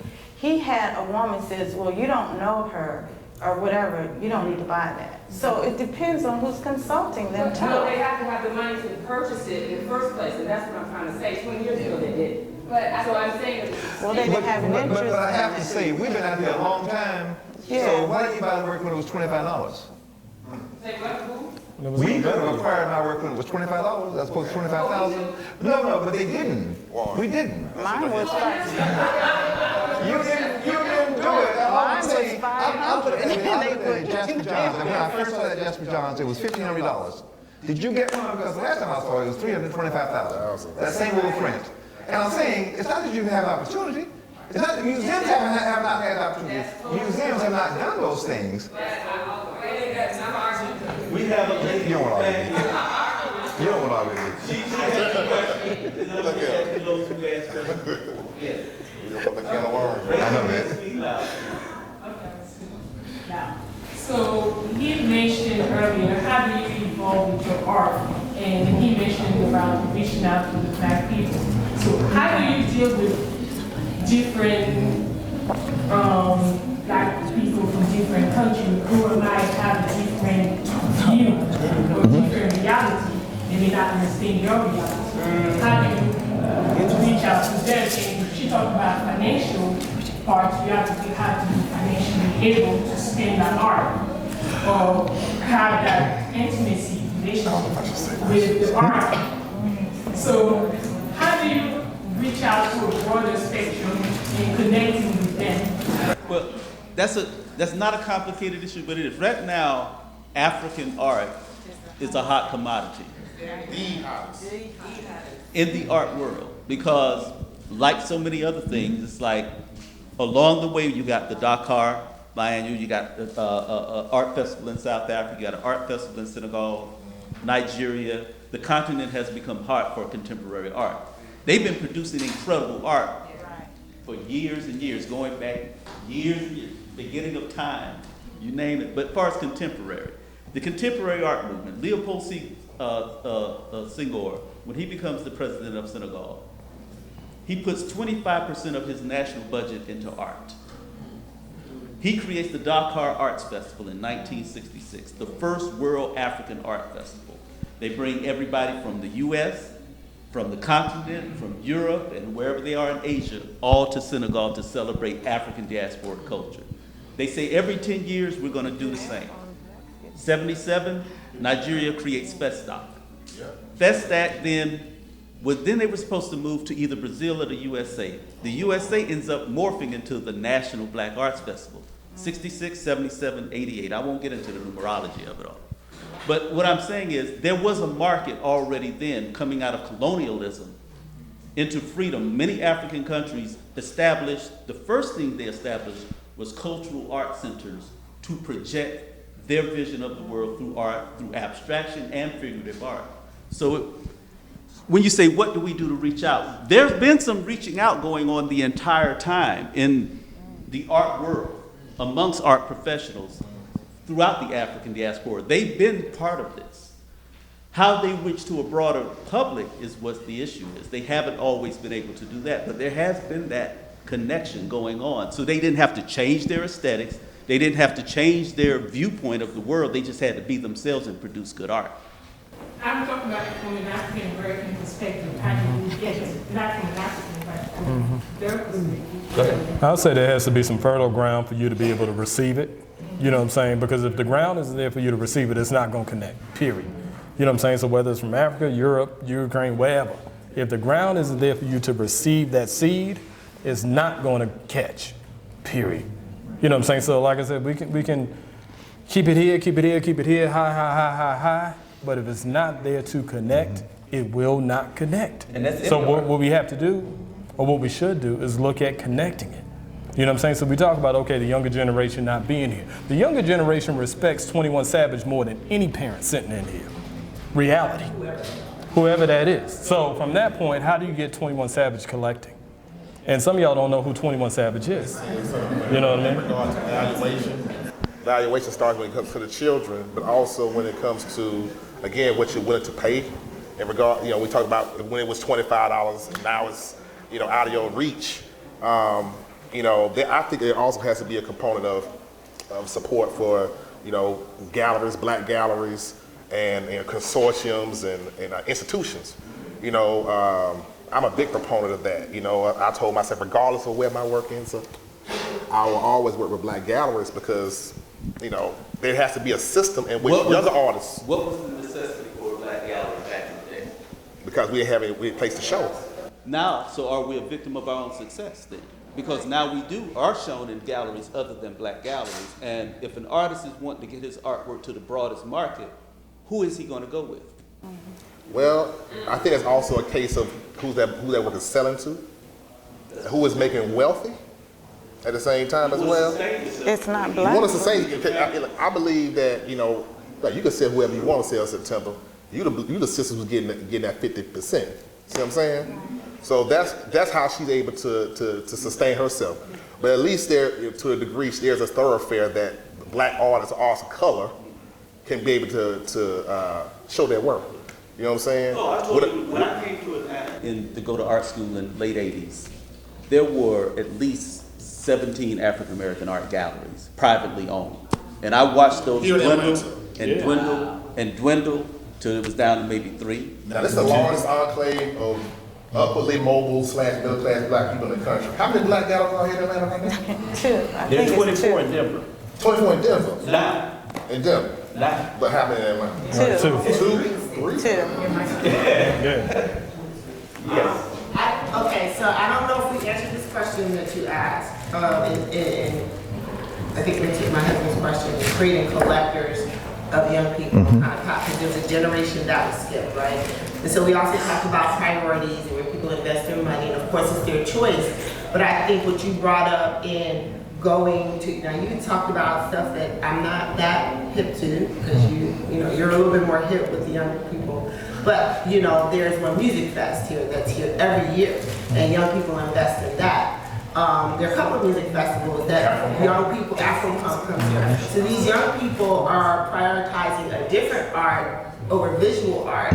So It's a national black art. but they're not national black art. Well, and there's affordability. That's why I talked about priorities. That's why I said I think your model works so great, because if all artists, if there's a place for black artists in Atlanta to hang their art and get paid just to hang it, right? The right people will see it, and then they will make residual income off of someone actually buying it. So that's why I think that's why I think that's a brilliant model. But you talked about going to where they sell the rents. People are spending $10,000 on rents, or people are spending $5,000 on vacations. So how do you? If it's, I'm sure it's very political, and we're black, so that's a whole other issue. But if it's so political in the art world, is there enough collaboration, right? Because everybody's like trying to get their piece of the pie, so their willingness to collaborate is minimal. But is there enough collaboration to say, hey, you guys, just like these artists do, hey, vocal artists do, hey, you guys, let's go to one music festival and let's buy up all the vending tables and teach these young people about art. Because really, with young people, it seems that it's all about what is trending. And if you make something a trend, Then it moves from there. I would disagree with that. Only that I'm gonna let you speak in this. I would disagree with in the sense that there are artists who sell art at those spaces. A lot of the work that sell is pandering to an audience rather than creating solid work. but that's not what I suggested. I think going to concerts and like that, they're not into looking at that work environment. I disagree. Well, that's not what I performance. said though, but okay. I disagree with that. I said artists getting together and let's introduce them, because kids are always vending. Like they go to vending tables, they're buying earrings, they're buying t-shirts, and I'm just saying that's you know. No, we did hear you. We're just saying people have done that and they just haven't. Go ahead. So just a couple things. So in terms of like collaboration, I don't know, Nike has been supporting and recruiting artists of color. So yes, and I know recently there was one artist that I've been talking to who Nike just contracted to do 3 or 4 stadiums. Right, so her work will be in stadiums. So it's not that these corporate artist things that aren't happening. Young people will definitely pay attention to Nike. That's not right. So we have that happening. It's a question of who is behind the company who are doing it. Right, so that's the first thing. And then the other thing in terms of like collecting artwork, I think oftentimes people rely on the voice of galleries and museums and other established institutions to tell them what's going on. And that's not, I don't think that's necessary. So I know people who will look at who's graduating from Yale, Harvard, and will go like ahead of time, right? So you can buy the work cheaply and then put that joint in your closet or on your wall or whatever, and then in 5 years, you know, significantly. So I think like where there are these programs where there's like open studios, like we're here, but like do we go to open studios where you can like support like a really struggling artist, right? And in return get an affordable work of art. Are we doing those things? Are we looking at the full market of production in the art world, or just limiting it to the top? And the thing about it too, when I was thinking about my daughter, she would look at work with me, but we looked at everybody's work.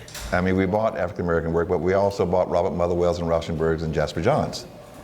So the question would be, why didn't you buy Robert Motherwell, Jasper Johns, and Robert Motherwell? You know, because they were really, really good. I mean, and they've been good for a long, long time. I mean, you look at Motherwell being a part of the first generation of abstract expressionists in America, why wouldn't you want to own his work? I mean, seriously, why wouldn't you? So my daughter could take you through the house and talk to you about all of those artists. My son could too. And then they became collectors of art. You see, but they collected broadly, as I have, you know, because I think that's really, really important. It just is, you know?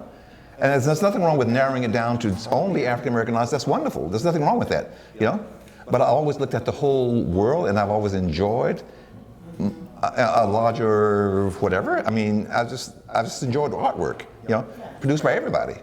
So, you know. But you said two key words.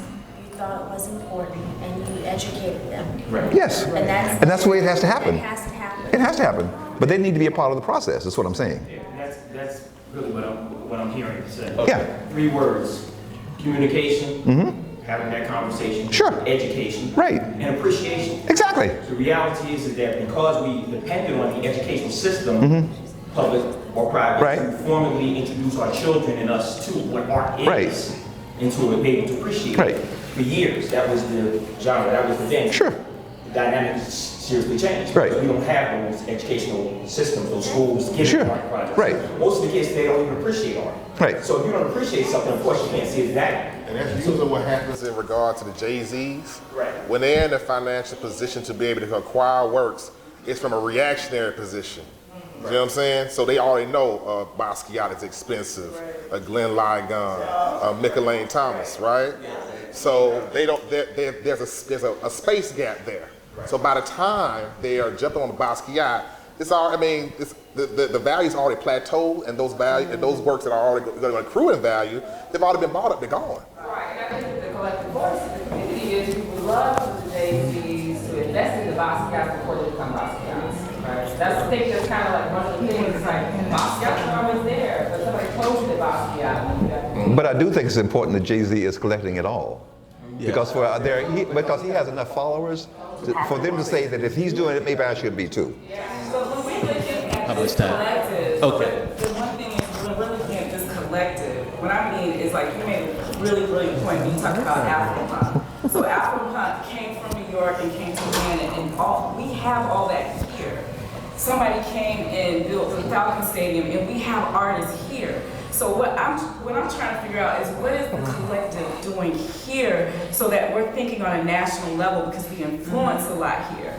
So like you said Nike, you said Afro-Punk, why don't we exist together collectively in all of those spaces? Why are other people coming in pilgriming when the artists are already right here? Well, who decided to put the art in the stadium? Who owns the team? Who owns the stadium? Those decisions get made on that level. But she has a question here. I have a comment. And I keep hearing everybody talk about how art is, it's too expensive, the economy of scale. It's the value. It's what you value. My husband and I went to college here in Atlanta. We would date. A free date was going to the museum to look at art. A free date was to sit and dream about what we could purchase and what we liked and what we didn't like, and we made it a priority. So we've been collecting now. How long is and I can look out and say that I have some of Juan's work, and I have some of Alfred's work, and I have some of Ken Cole's work, and it's a priority for us. It's the value of it, So what we do is we say, hey, well, we want this piece, and this piece costs this amount of money. So that may not mean well, we're going to stroke check, but we work it out because it's a value. It's something that's important. It's something that's going to not only leave a legacy for our daughter, but it kind of also leaves a thumbprint on the world in terms of, our stake and what we like and what we see as a family. Makes a difference. And behind you had a question. I did. You all are talking about entertainers and they're buying pieces now at extremely high prices because the artists are popular. And there's this idea that, because now they're buying, they have followers and followers, but they're not telling their followers to buy art. They're telling them to buy the album. Right. Or listen to it. They're not saying buy art. They're not saying I bought this because it appreciates, and I bought this because it does this, and I bought it because it's beautiful. They wouldn't buy Basquiat, or however you say his name's art, if it wasn't valued at whatever. They're not buying your everyday person's art because they like art necessarily. They're buying it because it has. I know. After the fact, last album that came out, he actually talked about it. No, I remember. That's after the fact. Yeah, after that. So they're not black artists who are advocating for other black artists. They're black artists who are advocating for their pockets and their status. But you know, even with that realization, though. Glad that Jay-Z is investing in art. Yes, we are glad that he's investing in Right. art, but we also need to put some pressure on that brother. That's fine. Right? But the question becomes, you know all of this. Right. You know what he's doing, you know why he's doing it. Now the question in this room is, what are you doing? I mean, that's the bottom line. That's really the bottom line. So what if we have classes with our kids, starting with our kids saying, this is art. And when you are 5 years old and you paint a painting, your mother will save it forever because maybe one day you'll become an artist. But see, here's the question though. How many times do you take your kids to visit artist studios? I do a lot. Wonderful. Let me give you my card.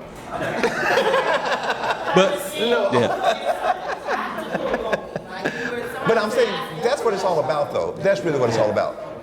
Taking them directly, being involved with them, showing them, listening to that artist talk about his or her work, and hearing it from the horse's mouth, so to speak. Yeah, and I got one other thing to add, and I'm gonna have this, brother. I brought up the word curriculum, but we moved on past it. Throughout a lot of world histories, cultures made sure that they let the art speak to their history or tell their history through art. So there was a value put on the art as history keepers as well. And that hasn't really happened. We are still fighting for a curriculum that truly is an equitable reflection of who we are in the world.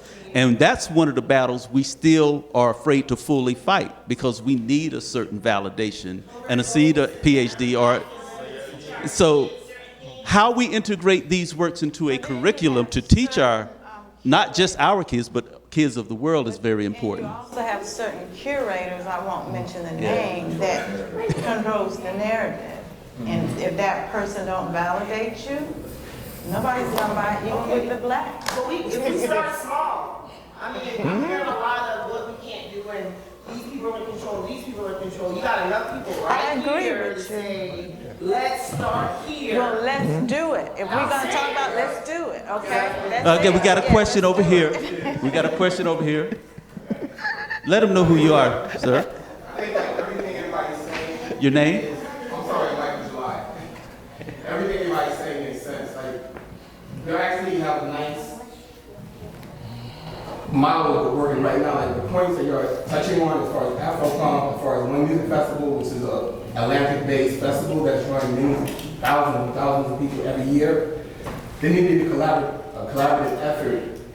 September break, talk to people at Afro-Punk.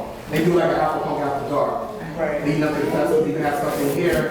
The DJ, get the young kids in, they're posting online. You have like 1 million followers. Same thing with One Music Festival. They don't know about this, but they love art. Everybody loves art. So the platform, everything you're saying makes sense, but we have to really tap into these festivals. Where the young people are coming in and reach out to them because they want to know about stuff like this. They're looking for content. They're looking to broaden their audience. They want to stay woke. Yeah, they want to stay woke, and they want something like this that can grow and grow their audience. So I think that's the answer right there. Like reach out to the people at One Music Festival, Jay Carter, reach out to the people at Afro-Punk, Matthew Morgan, Jocelyn Cooper. It's easy to reach out to them and they want to say like they know these people. I know. But no, I'm saying, but that's the answer right there. They have a young market and they have an established market. They have a Jay-Z that's tapped into it. They have a Juan Logan that's tapped into it. They have a Switch D. Like Jay-Z doesn't have an Instagram page. He's not telling followers about art, but Switch Beats is. And he's doing stuff like the Broken Museums, Alicia Keys, he's bringing in people, a young audience and stuff like that. Those are the people to reach out to. So I wanted to say that's the way to grow the audience. I'm going to yield to Charlie. Okay. And ask you to come back to me. Oh, okay. All right, I'm sorry. Two things. Affordability. I recently purchased the most expensive painting I've ever bought. It was a piece that I knew I needed to have. And it was at a time in the early career of an artist. To afford it, I question that because it's a lot of money. I made an arrangement to do a payment plan because I knew I needed to have this piece. not even for the investment. I absolutely love the piece. So it's like, I go work it out, I go make the adjustments. And so it's the whole idea of, are you willing to make the sacrifice? But you have to have a level of passion for it to make that decision. And then secondly, just going on some, Jay-Z as well as P. Diddy, they have art buyers, and they are not art color. Right. So we're still talking about the same thing, someone else is dictating and controlling the value of our work. You know, so it's like, it really is us opening our eyes, making the decision, how badly do you have or want that piece. Sometimes you have to have it. I've had that situation. I have to have this piece, so I have to make whatever adjustments I need to purchase that work. So the affordability becomes the debate sometimes is, well, what is it worth? And that's kind of the decision I personally have to make. You know what I mean? Yeah, right, you know, because my husband's kept saying we're both artists and we collect art and we constantly have these conversations. And I think, you know, one of the things that I've been, and I'm not going to take any more space up this, but one of the things I'm really, really interested in is the note taking, right? The notes, the connections that we do have, those of us who are experienced investors, those of us who have capital, private, and those of us who are influencers, and ready really to shift the structure, because we have an opportunity in Atlanta that we haven't had in a very long time. We have those young people now that have accumulated wealth, you know, who are now adults and can move some things. And we have the collective know-how. There's nothing holding us back from what we want to see. So I'm actually interested in whoever wants to stay behind after to kind of do some organizing around this. I want to know that. That actually gets to my point. This has been a wonderful conversation, but I was wondering, you know, what the takeaways were going to be, what the action items were going to be. One of the issues that I at least want to offer, suggestions I want to offer, maybe it begins with just a conversation of you all reacting to it, but to implement any of the ideas that have been thrown out, we do have to deal with the affordability issue. I didn't know that was the point Charlie was going to make, and I yielded to him, but he's right. Affordability begins with, you know, passion, with a deep desire that in your gut, you know, you just want that piece, and you're going to do whatever's necessary to acquire it. That's really what Cameron and Vivian were saying as well. I certainly have that when I see work that I have to have. But a more practical way to get to that point, though, particularly when you're talking about the ideas the brother here had of, you know, getting the young people in the room. And once they have that passion, once they really like it, still, you know, affordability is still an issue when you're talking about fine art. Because you're talking thousands of dollars. And when they want to execute on a passion for music, you know, it might be a few $100s, but it ain't thousands of dollars. So how do we tackle that issue? And I think, Kevin, you hit on one issue, but you hit it and moved on. You mentioned agriculture and the fact that they found a way to take their fine art and yet make it affordable for the masses through posters. Now, most fine artists that I know run from that concept because it does, you know, kill the value of the, you know, fine art. In the mainstream art market. So so are there ways? That's what I want to get to. I want you all to answer, brother, because I don't know. I need you guys to talk about it. Is there a way to get to have your fine art and yet have your reproductions that the mass market can afford? And if we create that passion, they can then buy it. One of the problems today is that you have artists who are using their originals to create reproductions, and then they number those reproductions and call them real. They're dishonest. They're dishonest. And it's a poster. It's an offset litho. It's a poster with attitude. And they're charging a lot for it, and it's an addition of 1,000. So a giclée. A giclée. Yeah, and I'm thinking, why not be real about it? That market is ascertaining how that could actually function, because again, that dishonesty of making an open edition print, you know, or even a limited edition, and then expanding it again after it's sold out. Yeah. That's what's Roman numeral edition. That's the rub. Well, it's not a problem, because here's where making a poster of a fine arts piece is not a problem, because you go to the museum and they'll give you one of a Picasso, so it shouldn't devalue the work. A poster should not devalue the work. What happened is a lot of unscrupulous people came into the art world. I majored in printmaking, so I know the difference between a fine art print and a reproduction print. And I know all the shenanigans that have gone over the last 20 years around that market, which killed a lot of people, because if somebody bought I ain't gonna mention names, a $1,200 giclée because they thought it was a fine art piece, and it was really just a poster with attitude, and they take it in for valuation, and somebody tells you spent $1,200 for the frame because this is really only worth $500. That kills somebody who already wanted to be that kills it. If you connect the dots, that's the reason why the Atlanta art market, collective market, is the way it is. Because a lot of people bought those types of reproductions. And then when they try to sell them they found in the secondary market, there is no secondary market for them.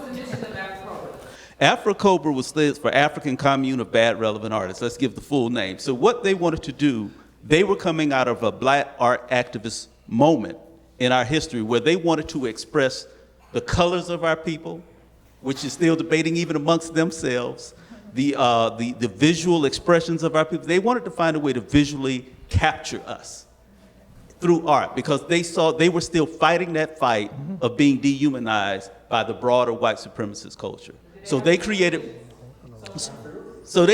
this incredible body of work, and still are creating incredible bodies of work, those who are still alive. But they also felt it was their mission to make sure that while they were creating these fine art pieces, that they created affordable art for the people, and also grow patrons. Because if those people bought posters and loved it, one day they might want that actual piece, or an actual piece from an Afro-Cobra or any other African-American artist throughout the diaspora. So it was a mission. And There are black artists that are working now, like fine artists, since we're throwing that word around now, right? Fine artists who are creating original paintings and selling them intentionally at an affordable price point, like hundreds of dollars, not even $1,000. I do payment plans. But the catch is, Me too. right, a lot of people from the community aren't the ones that are buying the work. Museums and established collectors who could afford to pay thousands of dollars for are buying them at $150, $200. Right. Right? And then, of course, those pieces, as they continue to be supported, will grow. We're growing back. Thank you very much. Right? And then people are still left out of that dynamic. And it's not that they couldn't buy them, it's a choice. Oh, they are intentionally, yes, they are, like we've had conversations, and they intentionally are creating a body of work to sell them $100, $200 to any, Whoever wants to buy it. whoever wants to buy it. Because not only, yes, I mean, and they do represent, they support their black artists and do black work, like all these things are like flying around at this point. But the idea is they understand that the market excludes entire populations of people and have set up a way to allow people to purchase the work, but people aren't coming to purchase the work who look like them. And again, people don't know, but it goes back to that whole idea of education. So again, take that the next step. One, the broader community needs to be aware of it. So people like you who have that information need to share it so that people can think about it. But I mean, it needs to be more of a structured organizational effort though. So talk to this system. Right. Secondly, let the artists in the room know if these are, again, legitimate, avenues to get the work out without devaluing their findings. Again, they may not know of whatever this. What they're doing is creating work. Take all your actions to the implementation stage, to execution. They aren't creating That's what we got to do. They aren't creating a separate body of work. They're creating the same work that they would normally produce. They're just selling it for less. That's what they're doing. So it's not a different body of work that I'm gonna sell this for a little bit of money and I'm gonna sell the same thing for a lot of money. That's not what they're doing. They're making it available to us if we so choose to acquire it for a little bit of money. Yes, for hundreds of dollars. You see.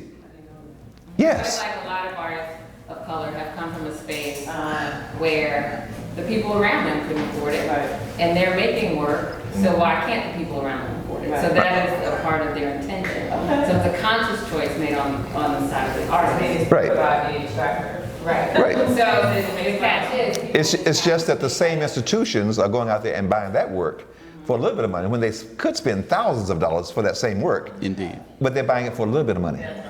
And we're not. And they're going to sit on it. And we won't. Because we never got around to getting it in the first place. Well, just to kind of wrap things up, Don't let that stand in the way. what I find very interesting about where this conversation started and where we are, economic activism is just as important as expressing one's voice through one art. And one of the things we have failed to see is how those who have been in power have used art and economy to maintain power. And it's all part of a global system. It's out there. How we produce our great art and how it gets purchased, how we produce our voices and how it gets seen is all tied into this one crazy economy. May I say just one funny Go ahead. thing? I mean, funny, and this is the last thing I'm going to say, Janelle.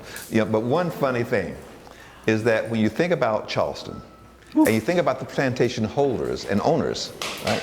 The reason the Gibbs exists at all today, from 150 years ago, is because those plantation owners and holders had no culture whatsoever. So they hired all these painters to document their farms, you know, their plantations, and they will hang those paintings in that museum. And that became the foundation for the Gibbs Museum. But they were building culture when they had none. They started from scratch. Through art and economy. Right, through art and economy. It was all about that. So therein lies our problem. We don't have any foundation our painting that is all done. We don't have any foundation for ourselves. They make those works valuable. We can do that. We have the economic ability to do that. I know. To path what we have. I think the artist takes responsibility, the collectors take responsibility. Those that know, we have to be responsible for what we put out, how we collect, how we educate the audience. I'm a gallery owner, I'm a collector as well, but it's interesting. I'll share the story because I think it's so important. Starting out, I met with a curator here in Atlanta, and we sat down and she looked me directly in my face and said, well, September, why do you just work with African American artists? I thought an interesting question, because if I was European or white, she wouldn't say, why do you just sell European art, or why do you just work with European artists? I thought it was a very odd question. And I said, well, actually, after I took a sip of coffee and kind of gathered my thoughts, okay, I'm an African American woman, number one. I don't solely represent African American artists, but it is my focus because we don't have the same resources, we don't have the credibility, and so, or the visibility. So I take that responsibility to do what I do, and it just made me think, okay, September, she's just saying you could do so much better if you didn't just focus on African American artists, because they think that what they do, they want to control the narrative. They think theirs is so much better, or maybe I could do much better monetarily if I worked with others. And I thought, no, this is my focus, and this is who I am. So I made the stance to do what I do to showcase the artists that I work with, because I'm being true to me.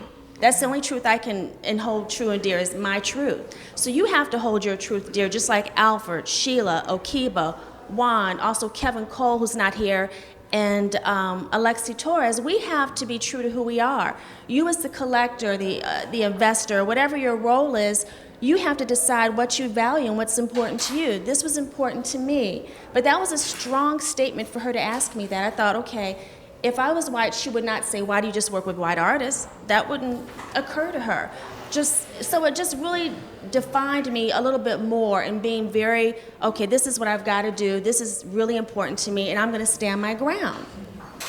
Now, maybe I won't be as successful, maybe I won't do $100 million a year in sales, but I'll feel good waking up every day knowing that I was able to impart wisdom, educate my audience, help collectors grow, and we grow together to elevate these artists to where they should be and to grow further. So I think we each have to come together and share. And the artists, we talk about this all the time. We don't share. We don't come from a community of sharing. So I just wanted to put that out there because I think we can continue this conversation. even though the artist talk has gone on a little bit over 2.5 hours. This doesn't have to stop, but I also wanted to read some of the comments from opening night that I thought were really great and just a great way to close the artist talk, if you don't mind. One was outstanding. We must never forget, but move forward. This exhibit is an example of the positive. This is amazing art, every piece. The selections challenged me to look beyond what is visible. We all want to be challenged. I think it's so important. You made me think. And I think at the end of the day, hopefully this exhibit made you think. I hope the artists made you think. I think this is an ongoing conversation. And I'm so glad you're here to share it with us this evening. And I'm glad to have you here, Kevin, to moderate it. We really appreciate your insight, your thoughts. Just a great conversation and an ongoing conversation. So thank you for coming to the gallery. I hope you'll continue to come and invite your friends, your collectors. And let's continue this movement because it's so important to just, on a humanistic level, to continue to celebrate the work and the artists and make sure that it stays relevant because we have to control our narrative. So thank you again. Thank you.